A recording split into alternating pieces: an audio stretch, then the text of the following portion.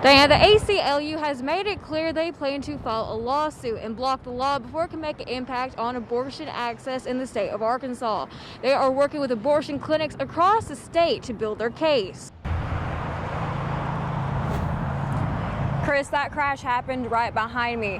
Batesville Police Chief Alan Cockrell says the crash happened around 5:50 this morning. Monet Ely says they've seen an uptick in calls because of the Delta variant, and this comes at the perfect time. He says they'll be able to save more lives more quickly. Diana, as you can see behind me, there's not much left of the plane. We're still waiting on an ID of the body and the cause of the crash. Here's what we know so far. The call came in around 11:15 this morning. Charlie Melton, the chief deputy with the Izard County Sheriff's Office, says the plane took off from Melbourne Airport and was possibly headed to Heber Springs. Deputies responded along with Melbourne Fire Department personnel, where we found the plane fully engulfed in flames. At that time, they extinguished the fire, and we discovered one body inside the plane. The Sheriff's Department is unsure what type of plane it was. The body has been sent to the Arkansas State Crime Lab for an identification. Investigators are also trying to find out what caused the plane to crash. We'll continue to bring you the latest information as we find out more details. But for now, reporting live in Melbourne, Hannah Campbell for Region 8 News. Hannah Campbell got there shortly after police responded and joins us live with the latest. Hannah. Diana, that body was found by kids playing in a ditch here at Allen Park.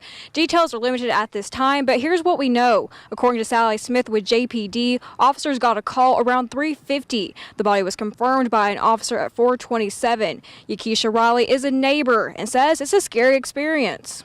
I got kids out here playing in this neighborhood, and I don't want my kids, to be witnessing stuff like that. You know what I'm saying? I know it's a part of, life and everything, but I don't want them witnessing stuff like that. That's horrible. CID has begun their investigation, and the body will be sent to the Arkansas Crime Lab.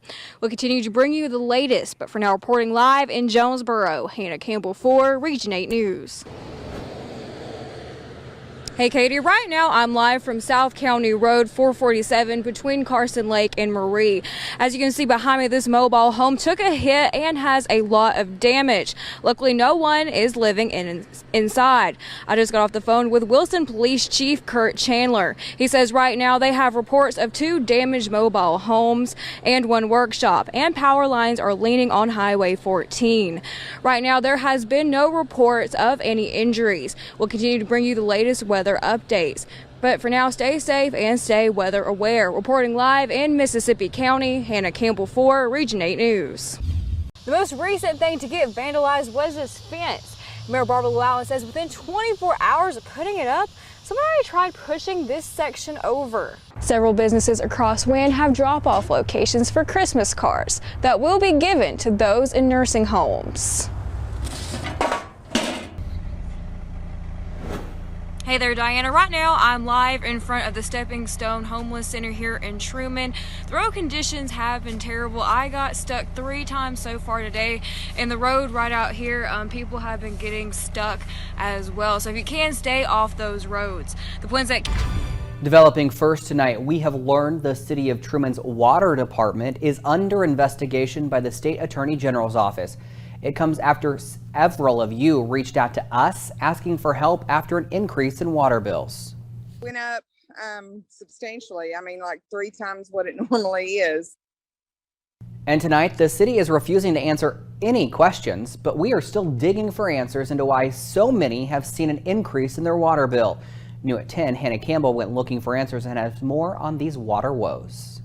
Bill after bill. People in Truman say they are seeing an unexplained rate increase. Stephanie Vincent is one of them. I would appreciate the answers. Stephanie's September bill was $141 from the previous bill.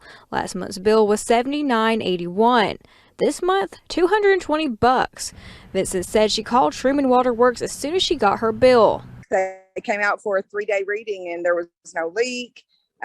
It's unexplainable. They're not telling us what's going on. Stephanie is not alone in her confusion of her recent Truman water bill. Dylan Benson lives across the street from Stephanie. He also saw double-digit increases, up from $55 last month to $232 this month. When I asked for an explanation as to how I use 38,000 gallons of water, they can't give me an explanation.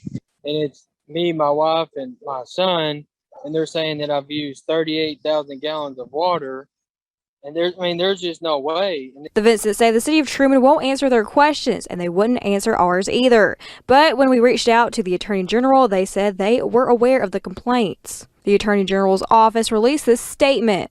The Arkansas Attorney General's office has received complaints about issues with Truman Water Works billing. Attorney General Rutledge urges consumers to file a complaint by visiting arkansasag.gov or call 800-482-8982. We have received a number of people asking about why they have seen a bill increase.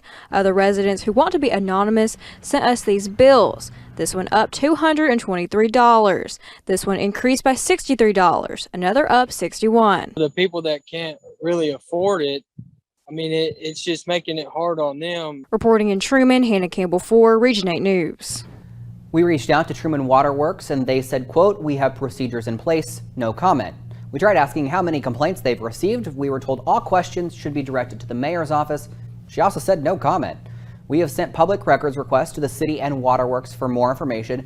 We will update you as we learn more. Jeremy says he was able to overcome his accident with the help of the community and his wife. His advice is simple. Whatever you're going through, just push through. My wife is probably the biggest. She helped me a lot. She pushed me. After a long journey, Ross is walking again. On July 21st of last year, he was struck by a car while working for the City of Harrisburg Sanitation Department. I don't really remember the initial impact, but we pulled probably, 50 foot down the road. And from what I could see, my foot was just barely hanging on by just a little bit of skin and maybe a bone or two. In December, he had his foot amputated. He got a prosthetic on March 11th. From there, he was able to walk. Two teams of kids watching my every move. So I couldn't give up. I wasn't going to give up. By April, he was back to work for the city's Park and Recreation Department, volunteering with the fire department and coaching softball. He hasn't missed one of his kids' games. I had a foot amputation and went to my son's basketball game the next day. Mayor Justin Kimball says he's very proud of Ross's hard work. And you've got somebody that's been hurt traumatically and has lost a limb, and one of his goals was to get back to work. He's not going to give up, He's never going to give up, and that's good. I think everybody needs to live like that. Ross has advice. Just keep pushing forward. There's no reason to dwell on the past. Just keep looking forward and what can come. Every morning, Everhart gets in his combine around 10 a.m. He keeps working until it gets dark. He's been farming his whole life, since he was 5, and he hasn't stopped yet. He works with his son on over 2,000 acres, harvesting rice and corn. This is hard work for anyone, but 89-year-old Odell Everhart makes it look easy. It's not all that hard. We got modern things to drive and we got air conditioning. Everhart was in the hospital from September 2019 to March 2020. While in the hospital, he was pronounced dead twice. He also had to relearn how to walk. He said his family and determination is what got him through. I told the guy who was working with me, I said, well, I don't need that walker. I can walk over under that sign and back. Oh, he said, you can't either. I said, I can too. He said, let's see you do it. So I just walked over to the sign and back. I really didn't know whether I could or not, but I thought I could. And I did. I made it over and back. Odell's son, Ronnie Everhart, says his dad is one tough guy. He's not content with just doing nothing. If he's able, he'll keep working. Maybe 15, 20 years back, they come up and told him he had an aneurysm on his main aorta. They told him not to lift over 10 pounds, I think. 3 days later, I catch him in there trying to putting on a semi-tar on a rim with a sledgehammer. Not something normal people would do, but that's just the way he is. He's just got to do it if he can, and he's always been that way. Odell has some advice that people can use when struggling with really anything. Just believe in yourself, and people around you will love you and take care of you. It's just tough. You never expect something like this to happen. A Jonesboro business cleaning up the mess after being broken into twice over the weekend. The Nostalgia World Sports Card store was burglarized for a second time, sometime between late last night and early this morning. In all, the culprits stole thousands in merchandise. Hannah Campbell spoke with the owner, who needs your help finding the suspect. The owner tells me that he's devastated and paranoid that it's all going to happen again. He says it's going to hit him hard financially, and he's just trying to pick up the pieces today. I'm just trying to do the best I can to clean up and continue business. Yeah. That's really the only thing I can do. Daniel Mooneyham was shocked when he walked into his store this morning. And I see my window busted. And so I walk in and look, and there's just a mess all over. And then I notice underneath my counters, cards missing, cards and cards and cards. Mooneyham says it hit him hard in the first break-in. The thief took $1,800 worth of merchandise. Cabinet here was full, probably about $700-800 there. But in the second, $8,000 to $10,000, along with $2,000 in damage to his building. Monetary wise, yeah, it's going to hurt me for sure. For sure, it's going to hurt me because I'm going to have to. You know, some of the stuff that was taken was not mine. It belonged to customers that I was doing on consignment. So I'm going to have to pay them. He has a message for the thief. Shame on you. Even if you're the person that did it, just bring the stuff back and leave it on the front of the door.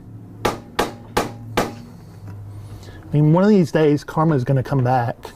Right now, Mooneyham is working with JPD and gathering surveillance video. There's still an ongoing investigation to find a suspect. Reporting in Jonesboro, Hannah Campbell for Region 8 News. Mooneyham believes that the thief is trying to sell the rare card. So if you see anything suspicious, call Crime Stoppers at 935.